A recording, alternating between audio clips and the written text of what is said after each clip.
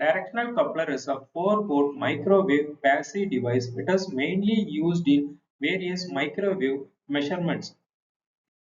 Directional coupler can be constructed by joining two wavegates in parallel. Port 1 and port 2 lies in the main wavegate and port 3 and port 4 lies in the secondary wavegate, and there is a common wall between main wavegate and the secondary wavegate, and also there is a slot in the common wall through which only a microwave power combines from main wavegate to secondary wavegate. Similarly, secondary wavegate to primary wavegate. Let us consider Pi is the incident power and Pr is the received power, Pf is the forward coupled power and Pb is the backward power. When the power travels from port 1 to port 2, some portion of the power will be coupled to port 4 and there is no coupling to port 3. Similarly, as it is a bidirectional device, when the power travels from port 2 to port 1, some portion of the power is coupled to port 3 and there is no coupling to port 4. If the power incident at port 3, a portion of the power will be coupled to port 2 and there is no coupling to port 1. Similarly, a incident power at the port 4 will be coupled to port 1 and there is no coupling to port 2. So the port 1 and port 3 are isolated ports. Similarly, port 2 and port 4 also highly isolated ports. The two important parameters of directional couplers are coupling factor and directivity. Coupling factor is the measure of how much amount of power is coupled to the secondary wavegate when the power flows along the main wavegate. It is the ratio of incident power to the forward power. Similarly, directivity is a measure of how well an power is focused in the forward path. It is the ratio of forward power to the backward power. This figure shows the internal structure of 2-volt directional coupler.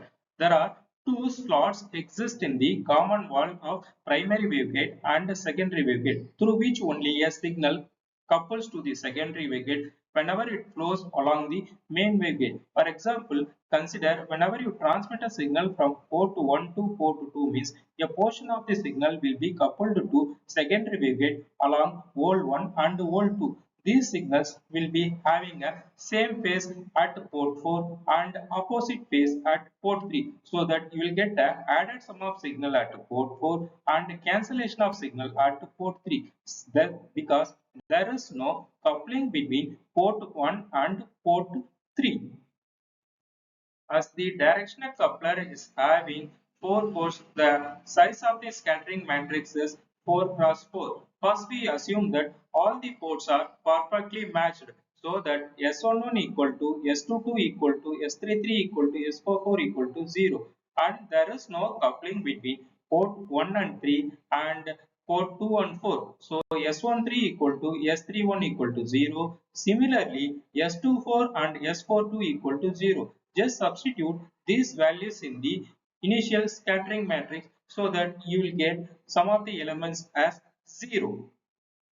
In order to obtain the final S matrix of a directional coupler, let us assume that power which is flowing in only one wavegate, that means power only flows along the main wavegate or secondary wavegate, means that will be considered as a real power. The power which is coupling from either from main wavegate to secondary wavegate or secondary wavegate to main wavegate will be considered as a imaginary power. Let us take it as JQ and substitute this real power and imaginary powers in the scattering matrix so that we can able to get the final scattering matrix of directional coupler.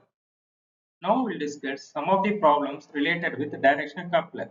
The first one is calculate the coupling factor of a directional coupler when an incident power is 600 milliwatts and power in the secondary wavegate is 350 milliwatt. We know that coupling factor is the ratio of 10 log P1 by P4. We know that power at port 1 is 600 milliwatts and power at port 4 is 350 milliwatt. Then by substituting these values, we can able to get coupling factor as 32.34 dB.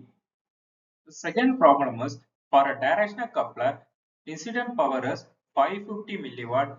Calculate the power in the main arm and in the auxiliary arm, the coupling factor is 30 dB. We know that coupling factor C equal to 10 log P1 by P4. We have the values of coupling factor and P1 values. By substituting these values in the given formula, we can able to get the power at the auxiliary waveguide P4 equal to 550 microwatt. Now we have the values of input power and the power coupled at the secondary waveguide. Just by subtracting these values, we can able to get power output in the primary waveguide as 549.45 milliwatt.